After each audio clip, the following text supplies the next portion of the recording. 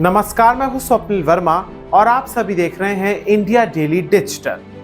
Supreme court यानी कि देश की सबसे बड़ी अदालत ने एससी और एसटी समुदाय को लेकर एक फैसला सुनाया था। एससी और एसटी यानी कि अनुसूचित जनजाति और अनुसूचित जाति के अंदर जो क्रीमी लेयर है, इसको लेकर एक फैसला सुनाया और साथ ही कोटे के अंदर कोटे को लेकर, अगर सरल भाषा में मैं कहूं तो सुप्रीम कोर्ट ने एक बात कही।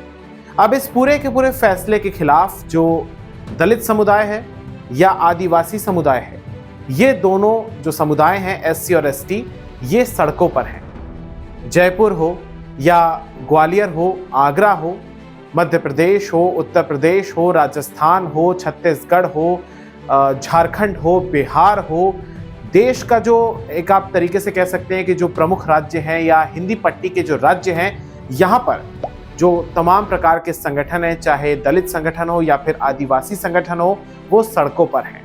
अब मैं आपको सिलसिलेवार तरीके से बताता हूं कि आखिर सुप्रीम कोर्ट का फैसला क्या था और इसके बाद में मैं आपको बताऊंगा कि आखिर इन संगठनों की मांग क्या है और इस पूरे के पूरे भारत बंद का जो 14 घंटे का एक आह्वान किया गया है, उसमें क्या क्या मांगे रखी गई हैं। तो सबसे पहले मैं बताता हूं कि सुप्रीम कोर्ट का आखिर फैसला क्या था। सुप्रीम कोर्ट ने दरअसल ये कहा था कि हाल ही की बात है कि कोटे के अंदर कोटा एक मामला था, उसमें अपना फैसला सुनाया। सुप्रीम कोर्ट की संविधान पीठ ने 6-1 के बहुमत से अपना निर्णय दिया था कि राज्यों को आरक्षण के लिए कोटा के भीतर कोटा बनाने का अधिकार है, यानी कि राज्य सरकारें अनुसूचित जाति और अनुसूचित जनजाति श्रेणियों के लिए सब कैटेगरी बना सकती हैं, ताकि सबसे ज्यादा जिन लोगों को आवश्यकता है उन्हें आरक्षण में प्राथमिकता मिल सके। सुप्रीम कोर्ट ने साल 2004 के अपने पुराने फैसले को पलट दिया। हालांकि कोर्ट का यह भी कहना था कि सब कैटेगरी का आधार उचित होना चाहिए। कोर्ट का कहना था कि ऐसा करना संविधान के आर्टिकल 341 के खिलाफ बिल्कुल भी नहीं है और कोर्ट ने साफ तौर पर कहा था कि एससी के भीतर किसी एक जाति को 100% कोटा नहीं दिया जा सकता है। इसके अलावा एससी में शामिल किसी जाति का कोटा तय करने से पहले उसकी हिस्सेदारी का पुख्ता डेटा भी मौजूद होना चाहिए।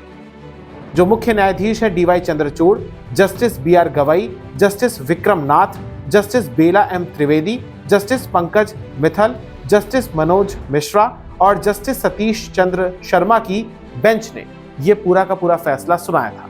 अब मैं आपको बताता हूं कि आखिर जो दलित और आदिवासी संगठन हैं, उनकी मांगे क्या क्या हैं, जिसको लेकर ये पूरा का पूरा प्रदर्शन जारी है। दरअसल देश भर में विवाद का ये पूरा का पूरा जो फैसला आया सुप्रीम कोर्ट के द्वारा, इसको लेकर ये जो दो समुदाय हैं, दो जो जातियों के लोग हैं, ये काफी ज्यादा विरोध कर रहे थे और एक तरीके से आरक्षण पर घमासान मचा हुआ था। इन लोगों का मानना यह है कि इससे जो आरक्षण की व्यवस्था है, उसके जो मौलिक सिद्धांत हैं, उस पर एक तरीके से क्वेश्चन मार्क लग गया है, प्रश्न चिन्ह लग गया है।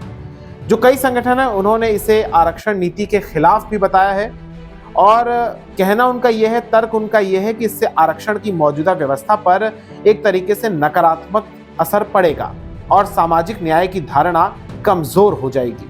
उनका यह तर्क है कि अनुसूचित जाति और जनजाति को यह आरक्षण उनकी प्रगति के लिए नहीं, बल्कि सामाजिक तौर पर उनके साथ हुई प्रताड़ना से न्याय दिलाने के लिए दिया गया है। मैं आपको बताना चाहूंगा कि इस पूरे के पूरे मामले का जो भारत बंद का जो उद्देश्य है, वो यह है कि सुप्रीम कोर्ट के फैसले को चुनौती देना है और सुप्रीम कोर्ट से ये एक तरीके से अपील करनी है कि इसे वो फैसले को वापस ले और एक तरीके से केंद्र सरकार पर दबाव डालना है कि ये जो पूरा का पूरा फैसला सुप्रीम कोर्ट की तरफ से आया है, जिसे 6-1 से सुनाया गया, 6 पक्ष में और 1 विरोध में, उसे वापस लिया जाए और सरकार एक तरीके से पहल करे, सुप्रीम कोर्ट में पक्ष रखे कि इस पूरे फैसले को वापस लिया जाए, जिसका विरोध दलित और आदिवासी संगठन कर रहे हैं, जिसके कारण आज भारत बंद का आह्वान किया गया, बुलाया गया 14 घंटे का।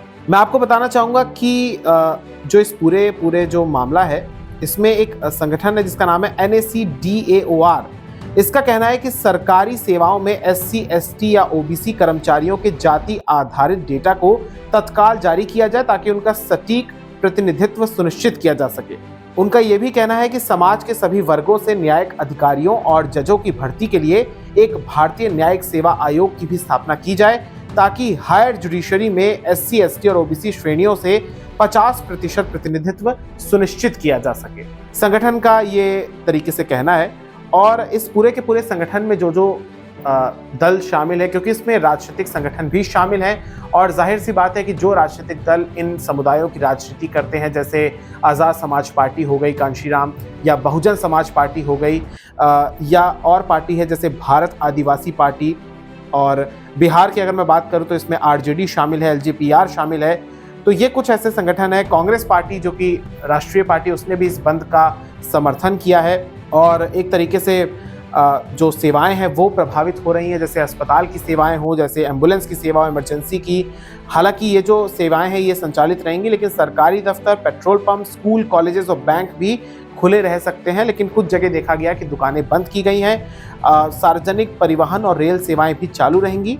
जो आधिकारिक तौर पर इसका पुष्टि नहीं हुई है, लेकिन इस तरीके से कई शहरों में देखा गया कि दुकानों को बंद किया गया है। भारी संख्या में पुलिस फोर्स भी वहां पर मौजूद है। तो ये पूरा का पूरा मामला है। भारत बंद को लेकर ये खबर है। मैंने आपको बताया कि क्या मांगे हैं, सुप्रीम कोर्ट का क्या फैसला था और आखिर ये जो संगठन है वो चाहते क्या हैं। आपकी इस खबर पर क्या राय है, हमें कमेंट सेक्शन में जरूर बताइएगा। इस वीडियो को ज्यादा से ज्यादा शेयर करिएगा और हमारे चैनल इंडिया डेली डिजिटल को सब्सक्राइब करिएगा। धन्यवाद।